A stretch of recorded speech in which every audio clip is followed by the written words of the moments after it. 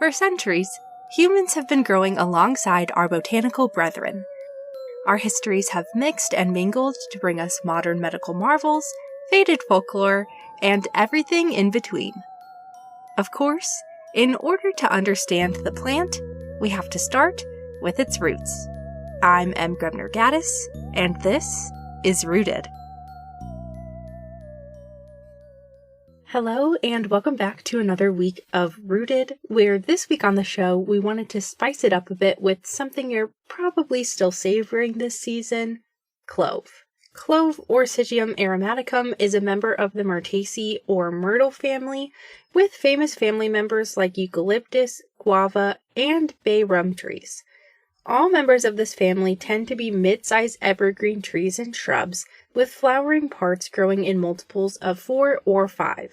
They're usually very fragrant and have opposite, simple leaves and flowers with very prominent stamens and small, easy-to-miss petals. Clove is certainly no exception to this rule. In fact, the spice we all know and love is actually the dried-up flowers from the tree. Native to the Maluku Islands, which are now part of Indonesia, these trees stand at about 29 to 36 feet tall, or 8 to 10 meters for my non-American pals. They have smooth, light brown bark, large, simple leaves, and flowers that change from a light green to a deep crimson as they mature. They prefer warm, tropical climates with rich soil and plenty of light. They're pretty sensitive to the cold, so if you wanted to grow this guy on your own, you'd need to do it in a greenhouse for the most part. And as far as pests and diseases go, they're susceptible to eucalyptus canker, which all of canker is kind of just like an infected cut. I think canker is probably one of the gnarliest plant issues, in my opinion. Like, I would take mealybugs or thrips over canker any day. And clove is also susceptible to Sumatra disease, which is a bacterial infection that kills trees from the top down. It can only really be stopped or slowed by giving the plant an injection of antibiotics, but even then, it doesn't really cure the disease. It just kind of helps to prevent it from spreading further.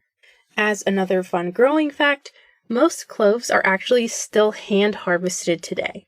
And that's because commercial harvesting is nearly impossible due to the fact that each flower will mature at a very different time, even if it's growing in the same clump of flowers. This, coupled with the fact that flowers need to be harvested in a very specific window to yield the most oil and flavor, means that harvesting these blooms takes a well-trained eye and a whole lot of time. Luckily, though, they aren't as expensive as vanilla pods or saffron, but it does still weirdly pair very well with both. In magic, clove is largely used for finding love and protection from evil or bad intentions. As a fun fact, it's actually part of the folk magic behind the clove oranges that we make for Yule. They're not only there to make your home smell amazing, but they also serve as a symbol and sort of physical manifestation of the abundance, love, and protection you hope to have in the year to come. They're also sometimes used in spells as a symbolic replacement for nails because of their shape, but that would typically be in place of protection versus in warding spells in things like witch jars, stuff like that. And this is obviously where I'm very tempted to drag you into a deep dive / hyperfixation I have on the history of folk magic relics like witch jars and frog coffins, but we have a lot of ground to cover, so we're gonna have to wait on that. Historically, the clove tree was very important to the native people of Melaleuca, who used to plant a clove tree every time a child was born in a celebration of life and wish for future abundance. That gave way to fragrant clove forests that smelled amazing and, fortunately but unfortunately, drew a lot of attention and interest from spice traders.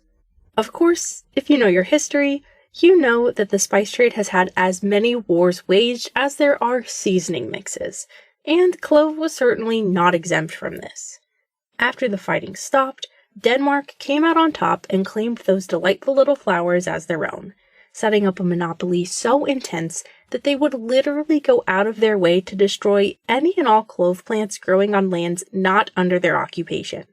In other lame news, people would also often employ clove to stop women from gossiping, as it was said to have magical abilities to stop evil and rid the spirit of impurities, which, much like radishes, absolutely did not work.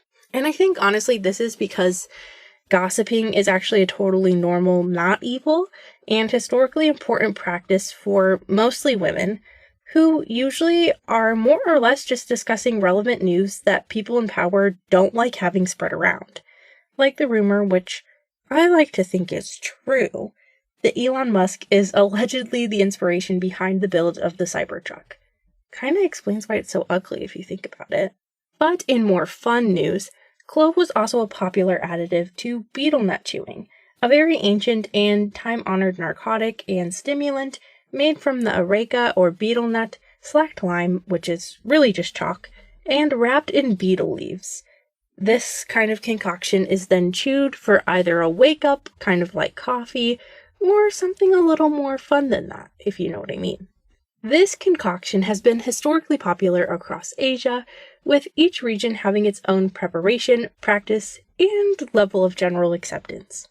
Many traditions see the addition of tobacco and spices to make for a more pleasant taste, and to help a little bit with some of the other complications. This is kind of most commonly comparable to like chewing tobacco, but it is far more addictive, and it dyes the spit in the mouth of a chewer bright red. However, the practice, cancer risk, and like general stigma that can sometimes come around chewing tobacco is about the same. As you might have guessed, clove is also kind of seen as a very early breath mint, with records from a very long time ago indicating that people would chew them before meeting with royalty and other important figures to really put their best foot forward. This is largely why so many early candies and breath mints were also flavored with clove. And honestly, I've got to say, my heart aches just a little bit for those little House on the Prairie children when I think about their gumdrop options essentially just being mouthwash or citrus. But I mean, gosh, did those old-timey kids love them? Like, they were so excited to run to the candy store and get their little, like, scope-flavored gumdrop. And I love that for them. But I also wonder, like, what would sour Skittles be like? Would they love them? Would they drop dead? Would they just ask for more clove gumdrops? We'll truly never know. And it haunts me. But clove wasn't just loved by sad children. Victorian adults also loved clove in their pomanders, which are those golden balls you sometimes see in their portraits hanging by their robes. These bad boys were typically filled with fragrance and could be sniffed at times when the plague was really aggressive and the smell was, well, putrid. And honestly, I think it would kind of have to be for people to collectively decide that carrying around a giant gold perfume ball was worth the hassle.